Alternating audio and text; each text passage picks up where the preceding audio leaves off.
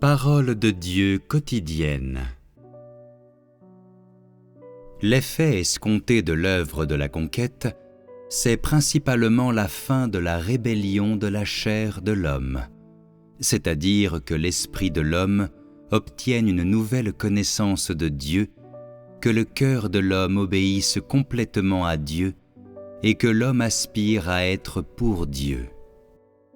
Un changement dans le tempérament ou dans la chair d'un homme ne permet pas de le compter parmi ceux qui ont été conquis.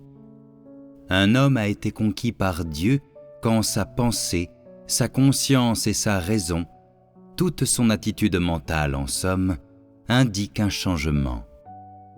Le genre d'homme qui est complètement conquis est celui qui est résolu d'obéir et qui a adopté une nouvelle mentalité, celui qui ne fait plus de place à ses notions ou à ses intentions dans les paroles et l'œuvre de Dieu, et celui dont l'esprit peut penser normalement, c'est-à-dire celui qui peut s'efforcer pour Dieu de tout son cœur. En religion, de nombreuses gens souffrent beaucoup toute leur vie. Ils répriment leur corps et portent leur croix, et ils continuent même à souffrir et à endurer quand ils sont à l'article de la mort.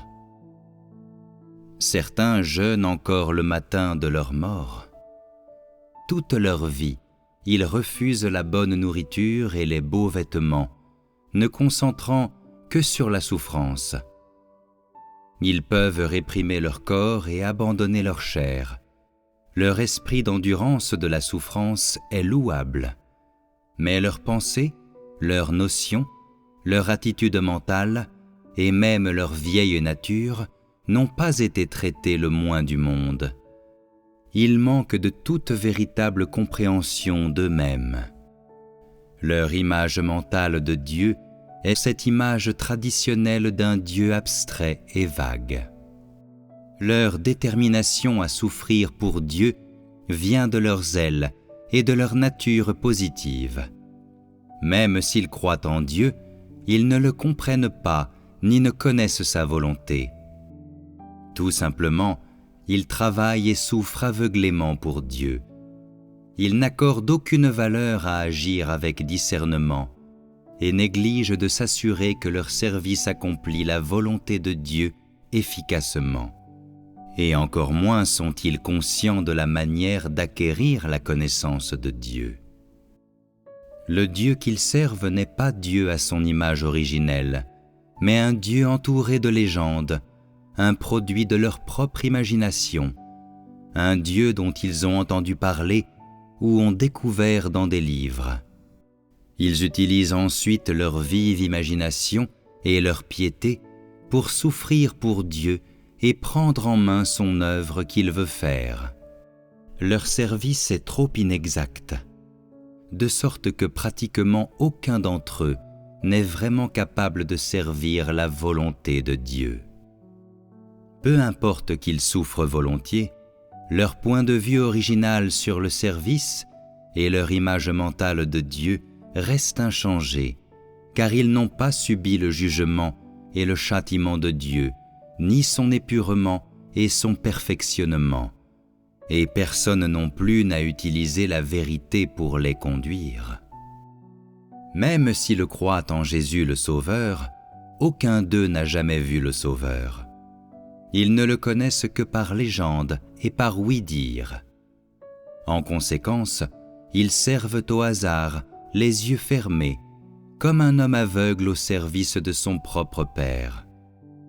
Qu'est-ce qui peut finalement être atteint par un tel service? Et qui l'approuverait? Du début à la fin, leur service reste entièrement le même. Ils reçoivent seulement des enseignements inventés par les hommes et fondent leur service uniquement sur leur nature et leurs préférences. Quelle récompense cela pourrait-il apporter? Même Pierre, qui a vu Jésus, ne savait pas comment servir conformément à la volonté de Dieu. Ce n'est qu'à la fin, dans son vieil âge, qu'il a fini par le savoir. Qu'est-ce que cela dit de ces hommes aveugles qui n'ont fait absolument aucune expérience d'être traités et émondés et qui n'ont eu aucun guide. Le service d'une bonne partie d'entre vous, aujourd'hui, n'est-il pas comme celui de ces personnes aveugles? Tous ceux qui n'ont pas été jugés, émondés et traités, qui n'ont pas changé, ne sont-ils pas tous ceux qui n'ont pas été complètement conquis? De quelle utilité sont ces gens? Si ta pensée, ta connaissance de la vie et ta connaissance de Dieu ne montrent aucun changement ni le moindre progrès véritable, tu ne réaliseras jamais quelque chose de remarquable par ton service. Sans une vision et sans une nouvelle connaissance de l'œuvre de Dieu, tu ne peux pas être conquis. Tu suivras Dieu à la manière de ceux qui souffrent et jeûnent. Cela n'a aucune valeur. C'est précisément parce que le témoignage est rare dans leurs actions que je dis que leur service est inutile. Ils passent toute leur vie à souffrir et à végéter en prison. Ils sont toujours patients et aimants, et ils portent toujours la croix. Ils sont ridiculisés et rejetés par le monde. Ils expérimentent toute difficulté, et bien qu'ils obéissent jusqu'à la fin, ils ne sont toujours pas conquis, et ils ne peuvent présenter aucun témoignage d'avoir été conquis. Ils ont beaucoup souffert, mais à l'intérieur, ils ne connaissent pas Dieu du tout.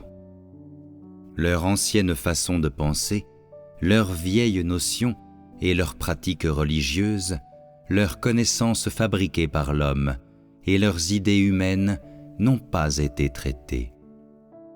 Il n'y a pas le moindre indice d'une nouvelle connaissance en eux. Absolument rien de leur connaissance de Dieu est vrai ou exact. Ils ont mal compris la volonté de Dieu. Est-ce que cela sert Dieu? Peu importe ce que fut ta connaissance de Dieu dans le passé, si elle reste la même aujourd'hui et que tu continues à baser ta connaissance de Dieu sur tes propres notions et tes propres idées, quoi que Dieu fasse, c'est-à-dire que si tu ne possèdes aucune nouvelle et vraie connaissance de Dieu, et que tu ne connais pas la vraie image de Dieu et son vrai tempérament, si ta connaissance de Dieu est toujours guidée par la pensée féodale superstitieuse et toujours née de l'imagination et des notions de l'homme, alors tu n'as pas été conquis. Je te dis ces paroles aujourd'hui afin que tu le saches, afin que cette connaissance te conduise à une connaissance plus nouvelle et exacte.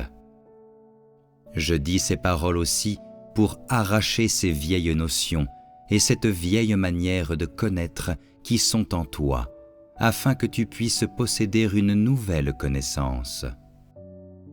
Si tu manges vraiment et bois vraiment mes paroles, alors ta connaissance changera considérablement. Tant que tu gardes un cœur obéissant, quand tu manges et bois les paroles de Dieu, ton point de vue se convertira. Tant que tu peux accepter les châtiments répétés, ta vieille mentalité changera progressivement. Tant que ta vieille mentalité est complètement remplacée par ce qui est nouveau, ta pratique sera également modifiée en conséquence. De cette façon, ton service se rapprochera de plus en plus de la cible et accomplira la volonté de Dieu de mieux en mieux. Si tu peux changer ta vie, ta connaissance de la vie humaine et tes nombreuses notions de Dieu, ton être naturel diminuera graduellement.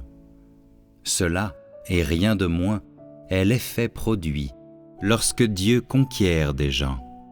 C'est le changement qui s'opère chez les gens.